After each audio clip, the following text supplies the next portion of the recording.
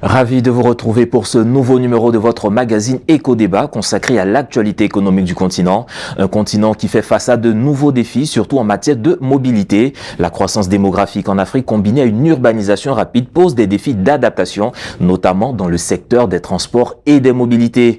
Et si ces dernières années, la mobilité électrique est souvent évoquée comme un levier de transformation rapide de ce secteur, son déploiement suscite de nombreuses interrogations liées au contexte africain. Comment l'électromobilité va-t-elle impacter les activités et les populations en Afrique? Élément de réponse avec nos invités du jour, Franck Berthaud, éditorialiste et entrepreneur in Africa, si je prononce bien. Merci d'être avec nous. Merci Stéphane pour l'invitation. Et avec nous ici en studio, Madame Esther Dagri, vous êtes la directrice associée de Ivitech. Merci d'être avec nous. Merci. Alors, on parle beaucoup de mobilité électrique en Afrique. Aujourd'hui, où est-ce que nous en sommes exactement en matière d'électromobilité? Alors je pense que le sujet était bien trouvé, le tempo était bien trouvé puisqu'on est dans une année qu'on appelle charnière, 2024. Il va y avoir un avant, un après, il y a beaucoup d'annonces en ce moment sur ce marché. Les dernières sorties au salon de Pékin sur l'automobile permettent d'entrevoir beaucoup d'innovations qui viennent pas seulement des constructeurs traditionnels, mais aussi des équipementiers sur la téléphonie et sur les opérateurs de la tech. On y reviendra sans doute. Aujourd'hui, ce qu'il faut savoir dans l'électromobilité, c'est que c'est pas simplement un sujet écologique, économique, c'est aussi un sujet de santé. 60% des voitures qui sont importées sur le continent africain, c'est des voitures d'occasion. On n'a pas toujours une qualité de raffinerie et donc de l'essence dans nos réservoirs de très bonne qualité. Donc quand vous additionnez les deux sujets, ça devient un problème de santé publique. La qualité de l'air, la pollution par l'air, c'est devenu la 4e cause de décès sur le continent. Et ça, c'est un vrai sujet qui a un impact aussi économique, puisqu'il touche à peu près 3% de l'équivalent du PIB consolidé sur le continent. Donc il y a un vrai sujet aujourd'hui qui passionne aussi les usagers, puisque les freins qui étaient ceux au départ de ce nouveau marché, de ces nouveaux équipements, sont en train petit à petit de disparaître. En tout cas, ce sont des chiffres assez intéressants. Mais quand on regarde toutes ces données, on voit le contexte africain, vous qui êtes en plein dans ce secteur, est-ce que vous voyez des opportunités, vous voyez un certain engouement des populations à aller vers ces véhicules électriques? En tout cas, depuis quelques années, il y a un changement opéré par notre continent. Et on le voit de plus en plus en Côte d'Ivoire, où tout le secteur est intéressé, les professionnels du transport, au niveau étatique aussi, tout le monde est intéressé pour voir les développements que pourra avoir l'infrastructure électrique, en tout cas, ou de l'adoption du véhicule électrique en Côte d'Ivoire. Alors, moi j'aimerais un peu savoir, on parle beaucoup de véhicules électriques, c'est vrai, mais comparé à un véhicule, on va dire, classique, qui prend le carburant normal, en termes de coût, est-ce que les véhicules électriques sont plus abordables que ces véhicules classiques que nous avons? Alors, au bout de 10 ans d'expérience, en tout cas à l'extérieur, quand on voit les prix actuellement pratiqués, c'est des prix raisonnables, on va dire. Après, ça dépend de la politique des pays dans lesquels arrivent ces véhicules électriques. Et c'est là-dessus qu'on attend nos États pour qu'ils accompagnent ce développement, pour que la population puisse avoir accès facilement. Ce n'est pas en termes de coût qui est le problème, c'est la législation qui va permettre d'adopter ou pas les véhicules électriques. Et est-ce que de nos jours, actuellement, on va dire, les politiques publiques en place favorisent justement cet essor de véhicules électriques sur le continent? Est-ce qu'il y a des politiques qui accompagnent? En tout cas, différents pays africains se sont mis. Donc on peut citer les pays comme le Togo, le Bénin, le Ghana récemment. C'est le dernier pays à avoir légiféré. Et on espère la Côte d'Ivoire avec lequel on est autour d'une table avec tous les partenaires pour discuter, pour voir l'opportunité aussi que c'est pour la Côte d'Ivoire de ne pas être en retard sur le sujet. Ne pas être en retard sur le sujet. Tout à l'heure, vous parlez de certaines parties du continent africain. Dans ce déploiement de l'électromobilité, l'Afrique de l'Ouest est en reste, l'Afrique du Nord pionnière. Alors, il y a eu un passage 2016-2019 qui était un petit peu les prémices de ce marché. Ce qu'il faut ajouter, c'est qu'il n'y a pas que les voitures électriques. Il y a les vélos, il y a les tricycles, il y a les camions, Il y a également les bus et les tramways. On les connaît un peu plus de ce côté, avec quelques expériences qui ne sont pas allées jusqu'au bout pour le moment sur les bus électriques, notamment dans l'université de Cocody. Mais il y a eu ces prémices-là. 2016, c'est, je crois, l'année où le Togo a réussi à faire son premier prototype de voiture solaire. Donc on était en solaire cette fois-ci. Le Ghana a suivi en 2019. Mais globalement, le mouvement, il est venu d'Afrique de l'Est. C'est-à-dire que même le pays continent qu'est l'Afrique du Sud était très en retard jusqu'à il y a à peu près 2 ans sur le sujet. L'Afrique du Sud, c'est la première industrie automobile sur le continent. C'est à peu près 500 000 voitures qui sont sur ce pays-là. Et à l'époque, en 2021-2022, on n'était qu'à 1,2 ou 1,5% du parc, équivalent à des voitures électriques et hybrides. Donc souvent, on fait la confusion. Les problèmes qu'on entend souvent en ce moment, et par retour d'expérience, c'est plus facile d'en parler, c'est surtout sur des problèmes de voitures hybrides, puisqu'on s'aperçoit que la technologie ne tient pas, et que quand on fait de la vraie voiture électrique, on a beaucoup moins de soucis. Ça, c'est important à noter pour le grand public. Et l'Afrique du Sud est en train de refaire son retard. Ils viennent d'investir à peu près 250 millions de dollars pour faire 230 stations. Pas de stations de recharge, pas de développement de la voiture électrique. Au niveau consommateur, c'est aussi simple que ça. Et puis après, les pays de l'Est, comme je le disais, le Kenya, beaucoup, avec 2 ou 3 startups dans différents secteurs. Le Rwanda, beaucoup qui viennent de signer au contour de l'Africa CEO Forum qui se tient cette année sur Kigali, vient de signer 50 millions de dollars pour accompagner une entreprise qui n'est plus une start-up, qui s'appelle Spiro, et qui dispose déjà dans 5 pays de 14 000 vélos électriques. Alors c'est du vélo, mais ça marche aussi très fort, c'est moins cher. Ça pose d'autres contraintes en termes d'entretien, mais c'est intéressant. Le Kenya aussi, sur le Rwanda, il y avait également CFAO qui vient de mettre un joli ticket de 3 millions de dollars sur des bis électriques avec une autre société. L'Égypte, l'Afrique du Nord évidemment, on parle du Maroc. Le Maroc est un grand pays de la construction et de la cotraitance sur la partie automobile, avec notamment Tangemed et d'autres secteurs. C'est pas encore très développé, mais ça commence et toutes les bases sont là. Et puis petit à petit, on arrive en Afrique de l'Ouest. Alors Nigeria, qui était un pays qui, sur le papier, pouvait dire « je suis un territoire avec plus de 200 millions d'habitants assez intéressant pour ce secteur », avait juste un défaut de qualité de continuité de service. Il était rare d'avoir plus de 12 heures d'électricité d'affilée, donc ça posait un autre souci. C'est en train de se rattraper. Et puis la Côte d'Ivoire, depuis, avec notamment le sujet du jour, avec Evitech, qui commence à participer à cette accélération. Aujourd'hui, en Côte d'Ivoire, il y a 150 voitures électriques identifiées. Il y en a certainement plus. Peut-être que dans 2 mois, on sera à 200 voitures électriques. L'année prochaine, on sera à plus de 1000 voitures électriques. Il y a quelque chose qui est en train de se passer et l'Ouest est en train de rattraper son retard. Justement, l'Ouest est en train de rattraper son retard. On sait aussi dans l'actualité, il y a la question du coût de l'électricité, en tout cas au niveau de la sous-région ouest africaine. Et ces véhicules vont fonctionner avec de l'électricité.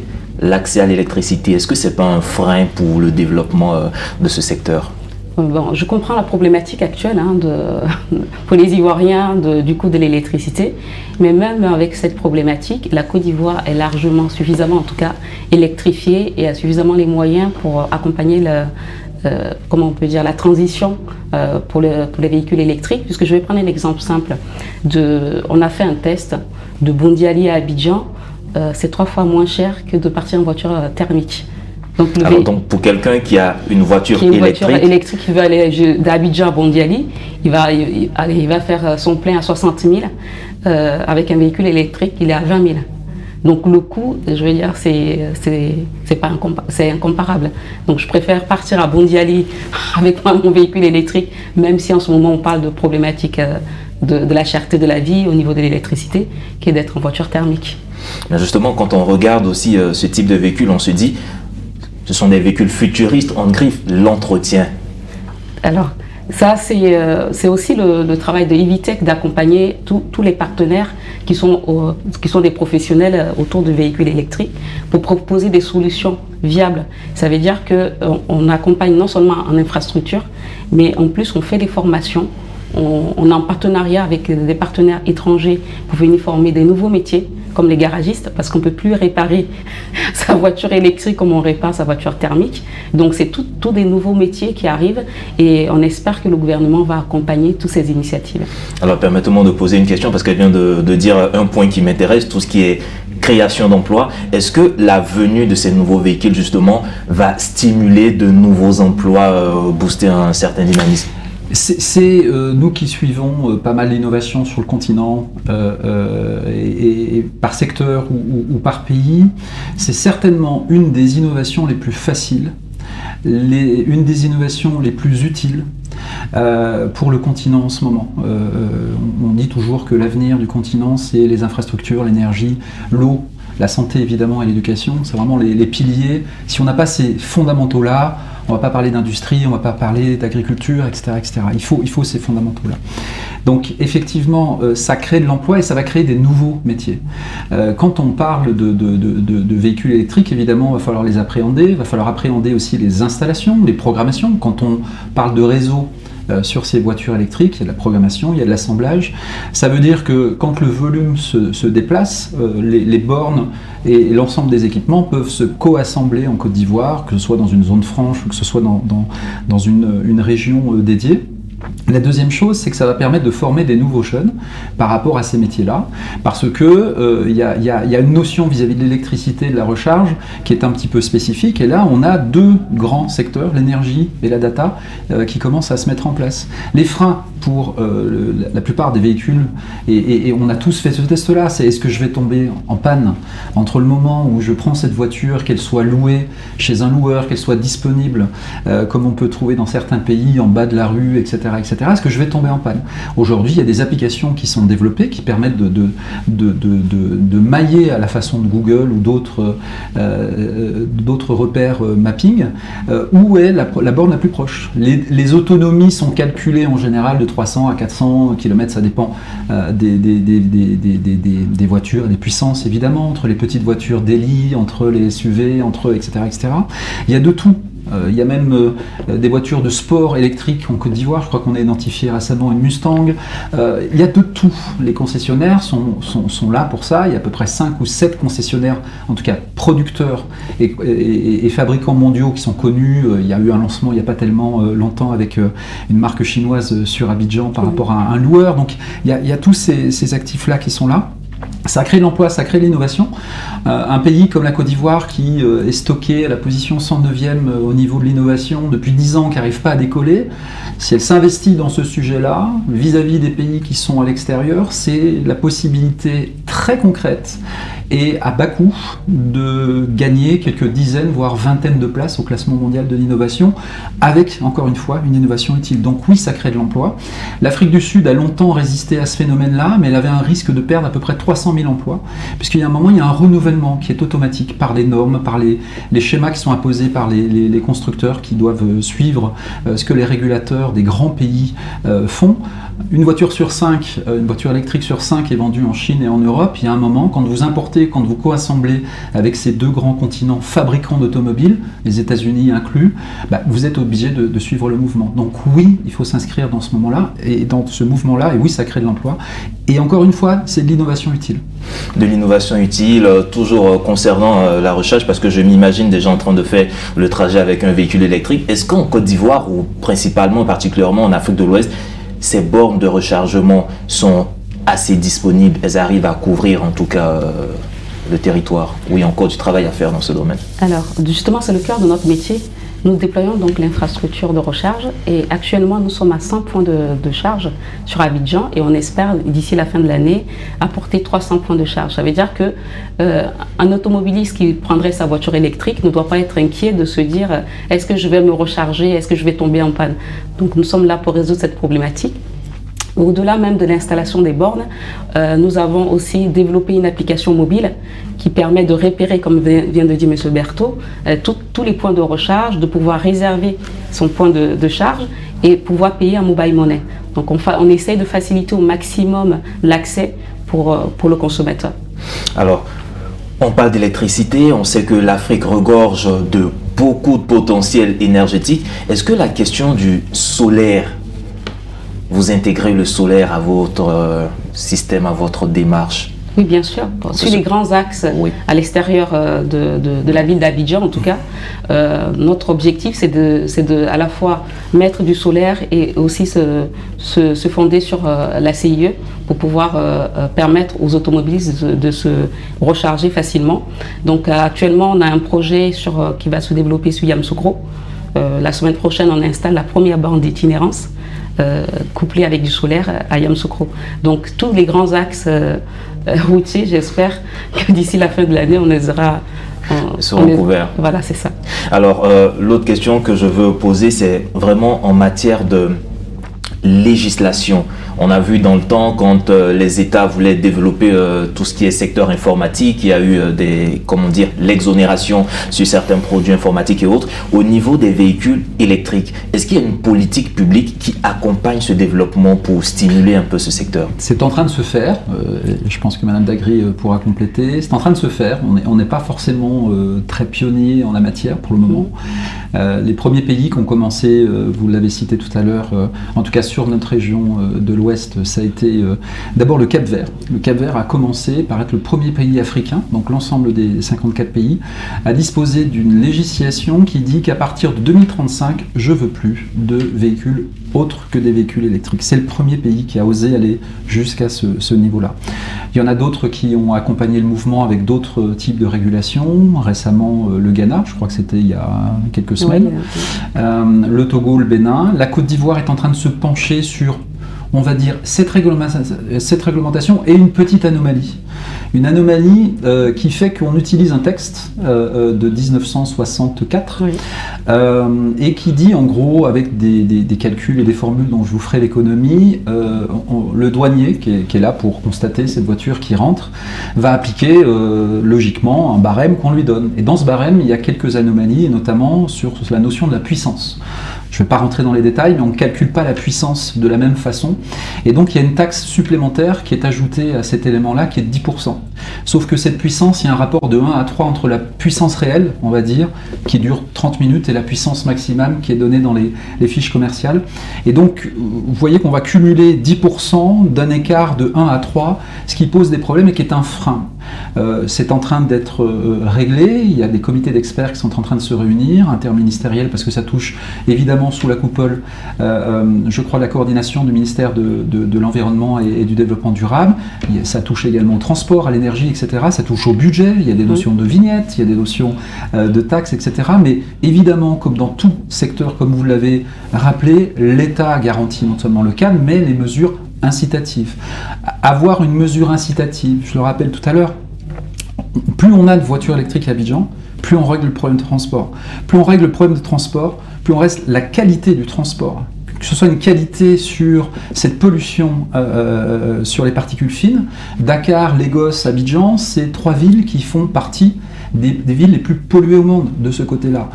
Est-ce qu'on a pour autant des outils pour mesurer la qualité de l'air? Jusqu'à l'année dernière, il y avait moins de 10 pays sur le continent qui avaient ces outils-là. C'est un vrai sujet de santé publique. Quand on a 2,7% du PIB qui a cet impact vis-à-vis de ces pollutions, on peut se permettre, même si le continent est un petit peu en retard en R&D par rapport à d'autres zones, l'UNESCO nous dit qu'en Afrique, on investit moins d'1% du PIB. Sur la région, c'est à peu près 0,6%. 0,6% d'investissement face à un coût public de santé 3%, le calcul il est très vite fait. Donc c'est pas quelque chose qui va perdre et défavoriser les caisses de l'État, bien au contraire, et c'est un sujet qui touche à l'économie, à la santé, à l'énergie, qui crée des emplois, qui crée l'innovation, donc il faut s'y mettre et je pense que c'est en train de se faire. Il faut s'y mettre. La question de santé, j'aimerais revenir dessus parce qu'on parle beaucoup plus on essaie de voir un peu l'opportunité en termes de coût entre avoir un véhicule électrique, un véhicule classique, mais on sait que le véhicule classique, il émet une certaine quantité de carbone. Les véhicules électriques, en termes de santé, d'environnement, quel est le véritable impact? C'est vrai qu'on nous fait miroiter ou on nous dit des choses, on nous fait rêver, mais vous qui êtes dans le secteur, c'est quoi l'actualité? Déjà, dans un véhicule électrique, on n'a pas la même problématique que dans une voiture thermique, dans le sens où toutes les huiles on a nos taximètres qui sont au courant, doivent régulièrement changer et remplacer. Tout le coût d'entretien comment dire, qui participent aussi à la pollution, dans le sens où c'est pas toujours bien fait. Dans un véhicule électrique, on n'a pas cette problématique. Vu qu'on est à 100% électrique, on n'a pas d'émissions d'effet de gaz. Donc, en termes de longévité de la batterie, c'est beaucoup plus lent. Donc, on achète son véhicule aujourd'hui, dans 10 ans, la batterie peut être récupérée. Je vois arriver les questions des gens qui vont dire, mais oui, mais la voiture peut avoir un accident, comment on répare comment je peux dire le moteur ou la batterie peut être récupérée et réutilisée dans d'autres modèles économiques. Donc notamment, on a des villages qui ne sont pas électrifiés encore en Côte d'Ivoire, même si ces dernières années, le gouvernement fait énormément d'efforts, qui peut être une solution aussi pour rejeter l'électricité dans le domaine public. Actuellement, on a des phases de coupure d'électricité dans le pays qui pourraient aider. Et donc nous, à Evitech, on travaille aussi pour pouvoir apporter des solutions pour mixer l'énergie, pour permettre de réduire les coûts de délestage, en tout cas la problématique du délestage. Donc dans tous les cas, c'est des nouveaux métiers et je pense que l'Afrique a tout à gagner de se mettre à l'électricité, en tout cas aux voitures électriques. Et nous sommes là pour accompagner ce développement avec à la fois nos partenaires et au niveau du gouvernement aussi. Alors, je vais poser une petite question, je dirais pas un peu sournoise, mais je veux dire, quand on va, là on a parlé d'un particulier qui veut avoir son véhicule électrique, mais on sait en Afrique, le transport commun, le transport public est très important. Est-ce que vous pensez que le véhicule électrique ou l'usage du véhicule électrique pourrait réduire le coût de transport pour les populations? Et puis deuxième question, on utilise beaucoup plus les véhicules à grand gabarit, bus et autres. Est-ce que vous pensez que ces types de véhicules pourraient être utilisés en Afrique avec le volet électrique? C'est un sujet qui est très important. La BAD, je crois, a chiffré, si je parle que d'Abidjan, le coût du transport journalier pour les populations à bas revenus qui n'ont pas d'autre choix que de prendre un transport commun, quel qu'il soit. C'est 5 milliards de francs CFA chaque jour. 5 milliards de francs CFA chaque jour pour des petits revenus, c'est plus de 30% du salaire, c'est le 3e poste aujourd'hui de dépenses. Et j'ai rien fait avec cet argent, je me suis juste déplacé d'un endroit où je vis, à un endroit où je travaille, ou un endroit où je vais faire des courses, ou d'autres types de sorties. Imaginez qu'on investisse peut-être 10% et qu'on revienne à ces ratios d'investissement public ou d'aide et d'incitation, ce que ça peut occurer comme remplacement du parc, comme ordre et discipline, sur les routes, comme donc fluidité, parce que construire des ponts, construire des infrastructures, c'est génial. Mais si on ne change pas les habitudes de conduite et les habitudes de croissance, Abidjan est rentré récemment dans le top 6 des mégalopoles africaines. On n'utilisait pas ce terme-là pour Abidjan avant. On est déjà à 6 millions d'habitants dans le Grand Abidjan. Ça veut dire qu'on est dans les 6 ou 7 grandes mégalopoles africaine. Et ça ne va pas s'arrêter. Le fait de désengorger Abidjan avec des infrastructures doit aussi utiliser la mobilité électrique pour accompagner ce mouvement. C'est plus facile, c'est plus utile et à la fin, ça coûte moins cher. Et c'est une source de production d'électricité. On parlait de délestage tout à l'heure, on le connaît depuis à nouveau un mois, même s'il ne faut pas trop le dire. Il y a des coupures intempestives parce qu'il y a un des opérateurs qui fait défaut sur une de ces turbines, mais il y a aussi des défauts dus à la chaleur, etc., etc. Ça va revenir, on l'a connu il y a quelques années, ça revient. Et ce besoin d'électricité supplémentaire, il ne va pas attendre qu'on réponde par de la biomasse, qu'on réponde, voilà. C'est une énergie renouvelable qui est beaucoup plus rapide à installer, beaucoup plus impactante, et ça fait que si un jour l'électricité est libéralisée en Côte d'Ivoire, vous allez avoir des producteurs indépendants qui vont pouvoir stocker l'énergie, utiliser l'énergie qui est produite par ces bus électriques, ces tramways électriques pour la revendre au réseau national et venir compléter tout ça. Et la santé publique, je reviens sur le petit chiffre de tout à l'heure, 350 millions de tonnes de CO2, c'est le bilan des transports en Afrique. Quand on prend l'objectif mondial de l'Agence internationale de l'énergie, qui dit « je veux 145 millions de voitures électriques en 2030 », aujourd'hui le trend mondial fait qu'on ne sera pas à 145, on sera à 300. Donc ça va plus vite que prévu. Aujourd'hui, à peu près 40, on est sur un trend de 40 millions de véhicules électriques mondiaux qui sont achetés et qui sont donc vendus chaque année. Donc le bilan carbone qui était attendu de l'impact des 145 millions, c'était l'équivalent de 2 millions de barils de pétrole en moins par jour. Le bilan de l'Afrique, c'est 3 fois plus. Donc imaginez si on arrive aussi, et en quantité et sur la santé, à aligner ces courbes-là, c'est quelque chose qui est très opportun pour le développement durable du continent et surtout d'Abidjan. Un thème intéressant, le développement durable. Alors, on arrive pratiquement au terme de cette émission, Madame Dagri. Vous, comment est-ce que vous voyez l'environnement, le secteur de l'électromobilité en Afrique dans ces 5-10 prochaines années? Alors, pour moi, et quel message vous pouvez lancer à nos décideurs pour vraiment permettre de favoriser l'essor de ce secteur? Alors, ce que je peux dire, c'est qu'il ne faut pas que le gouvernement manque ce coche pour le développement de notre continent, enfin en tout cas de notre pays, et pour créer aussi des nouveaux emplois pour nos jeunes. Et nous, on accompagne, on a la chance en Côte d'Ivoire d'avoir pu réunir autour d'une table tous les partenaires, toutes les parties prenantes en électromobilité. Nous avons même créé une association qui s'appelle l'APEM, qui réunit à la fois les instances du gouvernement et des concessionnaires, et les transporteurs aussi, qui ont leur mot à dire, parce que ce sont eux qui utilisent tous les jours les véhicules. Et c'est un moyen aussi de renforcer, ou du moins d'augmenter les revenus des transporteurs. Parce que tout à l'heure, on parlait du déplacement chaque jour à Abidjan. Et les BACA, par exemple, il pourrait avoir des BACA électriques. Ces véhicules-là sont disponibles. Et s'il y a une facilité de pénétration de ces véhicules dans notre pays, ça pourrait réduire le coût de transport des Ivoiriens et augmenter en tout cas les moyens le panier de la ménagère en quelque sorte, et pour enrichir un peu plus les populations. Donc que le gouvernement ne loupe pas ce coche. Que nos autorités, nos États ne loupent pas ce coche, vous l'avez dit. L'électromobilité, c'est une source d'opportunités pour l'Afrique à venir en termes d'économie. Ça permet aux populations de faire des économies. Ça permet aussi un véritable développement au niveau de l'environnement, santé, écologie. Mesdames et messieurs, vous l'avez compris, aujourd'hui, nous parlions des opportunités avec l'électromobilité en Afrique. Nous étions avec M. Franck Berthaud, éditorialiste pour Entrepreneurs in Africa, et Mme Esther Dagri, directrice associée chez Ivitech. Merci encore pour vos contributions. Et vous pourrez retrouver cette émission sur notre site internet www.mediantv.com. Agréable suite de programme sur nos antennes.